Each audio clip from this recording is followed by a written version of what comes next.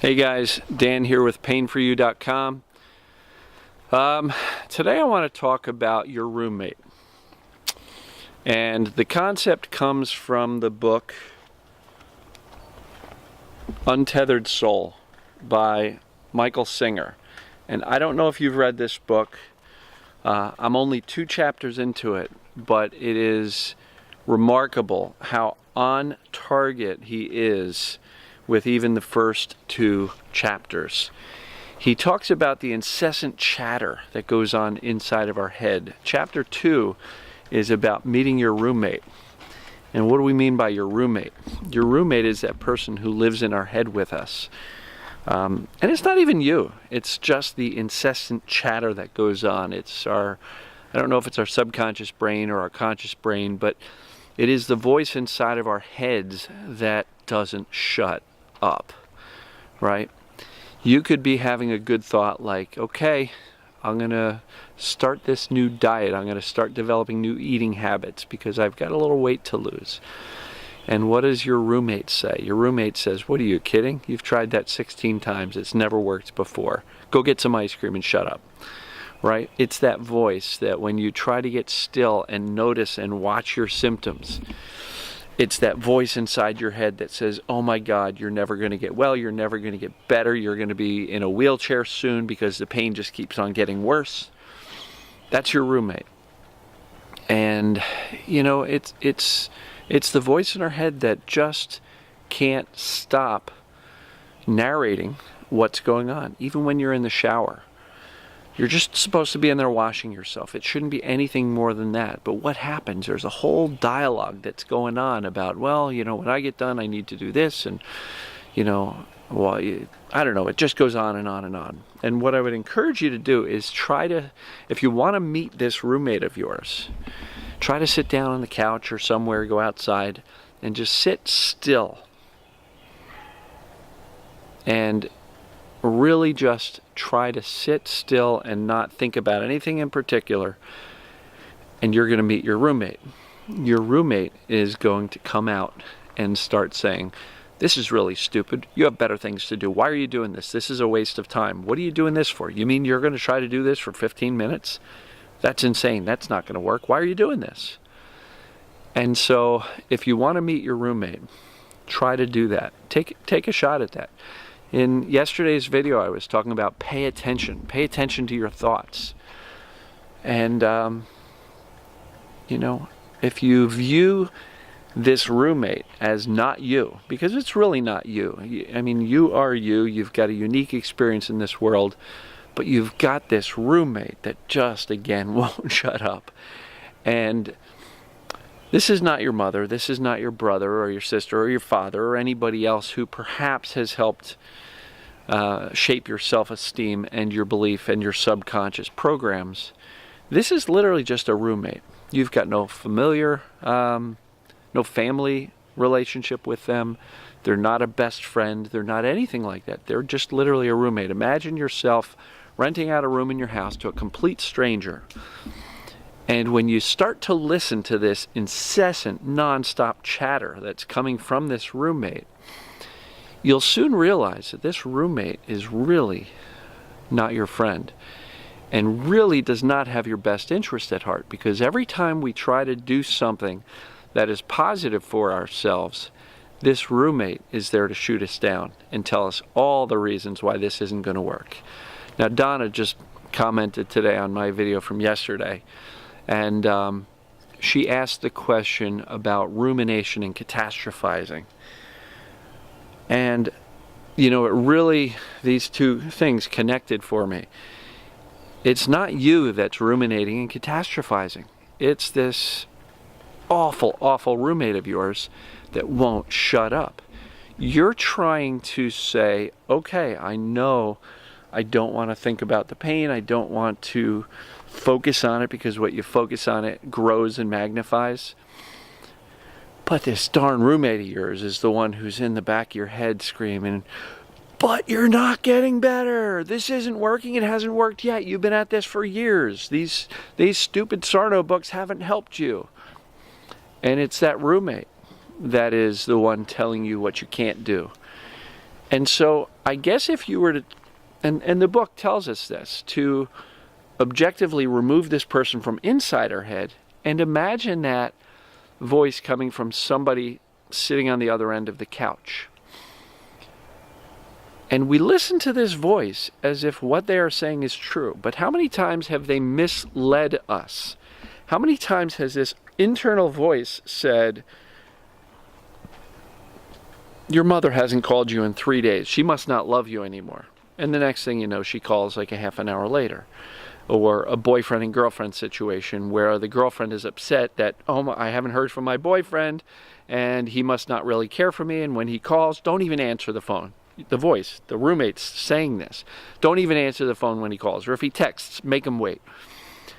Well, sure enough, the boyfriend had a flat tire and was stuck on the highway. So how much has this roommate of yours helped?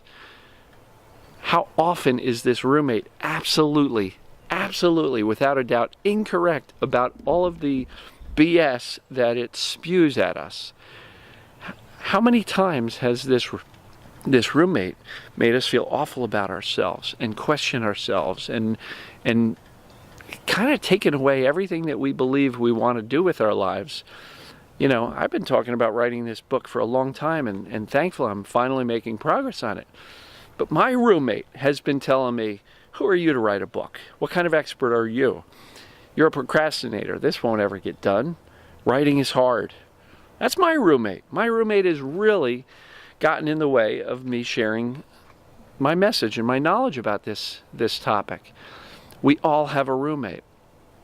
And I'm not on that yet. And as I read through this book, I will share any new insights that I've got. But the Untethered Soul is really about disconnecting and saying, I'm going to observe what this roommate says as if they are a different being. They are not inside me. They are not in my head. I'm going to sit them on the other end of the couch. And you quickly realize how wrong this roommate is and how self-sabotaging or how sabotaging this roommate is about everything we want to do and accomplish in life. And I've said this before. I said, you know, if you had a best friend that talked to you the way you talk to yourself, you'd punch him in the nose, right? You would never let anybody else talk to you the way you talk to yourself. About you'll never lose that weight, you'll never go to the gym, you're lazy, you can't do it, you've got no discipline, you've got no willpower. And over and non-stop, this I don't even know what to call it, this just incessant chatter goes on in our lives. And most of it is negative. Maybe those are the subconscious programs that are saying you're not enough, you're not good enough, you'll never amount to anything. And maybe those things did come from our parents. But guess what? This incessant chatter in our brain is not our parents. And it's not even you. Maybe it comes from the subconscious mind. Maybe it's just trying to protect you from disappointing yourself by having lofty goals like, hey, get to the gym and work out and exercise, or a lofty goal like, I'm going to feel my emotions today. And, you know, this roommate of ours just does everything to say, that ain't going to work. You've tried it before. So, Donna, ruminating, catastrophizing, this is not you. Do not take ownership for that. This is your roommate. And I know this sounds very abstract, and we're saying, but they're my thoughts. Look, if we can observe this roommate and observe them as, you know, imagine them as being this outside person, you are now taking the first step to turning to this roommate of yours when they start going on and saying, shh, roommate, shh. And since they're not a family member, since they're not a brother, sister, spouse, best friend, or anything, they're just a roommate who you've rented a room to, you have the opportunity to tell them, shh, no more, I don't want to hear it. And then choose what thoughts you put in your head. There was an interesting video I watched, I don't remember the name of it, but it talks about thinking of habits instead of goals. So you don't want to lose weight. You want to create better eating habits.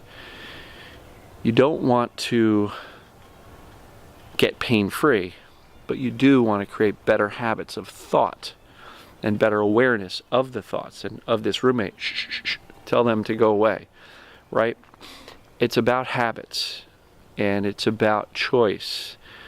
And again, I believe this whole roommate concept, this incessant chatter that just never shuts up, is really key for a lot of us. And I wish I had known about that previously, because again, my roommate has gotten in the way of many accomplishments that I have wanted for myself. And becoming aware of that roommate is critical. So if you want to meet your roommate, try to just sit still and observe. Your roommate's going to show up very quickly. What are you doing this for? This is silly. Why are you just sitting here? We have other things to do. You just met your roommate. So try that out. I would love to hear your thoughts. Comment below and let me know what you think of this roommate concept. And does it help you to separate this incessant chatter from who you are, which it's not. It may just be old subconscious programmings there trying to keep you safe by not being disappointed, or don't try anything that's uncomfortable, because when we try anything uncomfortable, that's when this voice really gets loud, and sometimes it screams at us, you can't do that, right? How many times do you wake up in the morning and this voice, your roommate, starts going, boy, this is going to be a lousy day. This is going to be a really awful day. You haven't even moved your body yet. You don't even know if you're going to be hurting that day or not, or if it'll be a good day or a bad day. But your roommate is there going, yeah, it's going to be awful. So start to observe this roommate of yours. Start to become aware of this incessant chatter. And that's what I meant in yesterday's video, where I said, pay attention to your thoughts. Pay attention to your language. And even the things we say out loud to ourselves. You know, if you're walking around going, why am I so stupid? Why can't I get this done? That's just your roommate with a loudspeaker. That doesn't mean that's you. That just means your roommate has taken over your vocal cords temporarily. So start to become aware and meet your roommate. And again, the best way to meet your roommate is to just try to sit still and observe. And if it helps you, tell yourself that this is a roommate. This is nobody I know, love, or care about. Because obviously if it's a family member, a parent, or something, we will oftentimes think, but I care about them and I value their opinion. This is nobody you know. This is nobody who you should listen to. And if you start to pay attention and think about all of the naysaying and negativity that's come from this roommate, you will realize that they're almost never right. They're always catastrophizing. They're always ruminating about the worst things that have happened.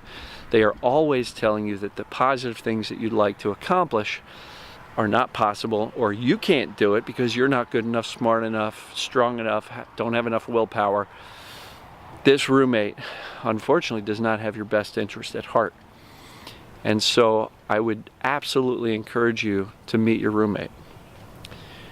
And you will find that they are not your friend, they are not your protector, they are not your caregiver, they are your saboteur. They're sabotaging you at every turn. And the more you can become aware of this roommate, the more you can learn to disconnect and tell them, shh. And I am dying to get into this book. I just started reading it today, and I'm only 2 chapters in, and I've already learned so much. So, The Untethered Soul by Michael Singer. I would absolutely recommend it. And to whomever recommended it, it was in one of the TMS groups, somebody made a comment that this book changed everything for them.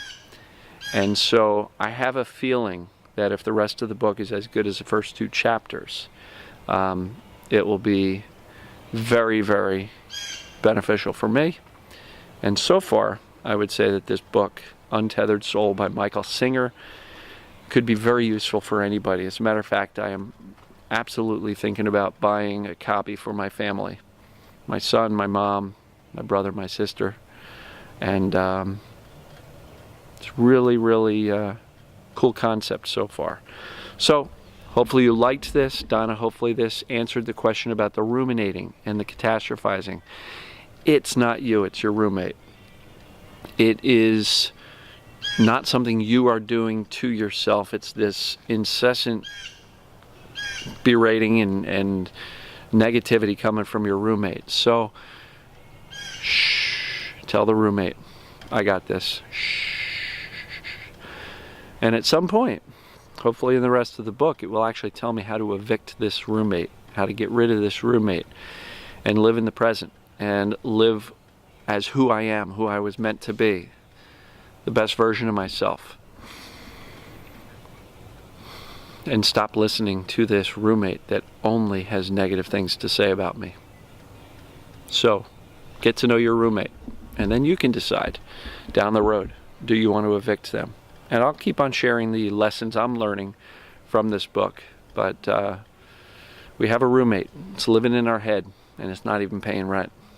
All it's doing is sucking our life out of us. So, get to know them, and let me know what you thought of this video. Comment below. And we will see you guys and gals tomorrow. Love you. Bye.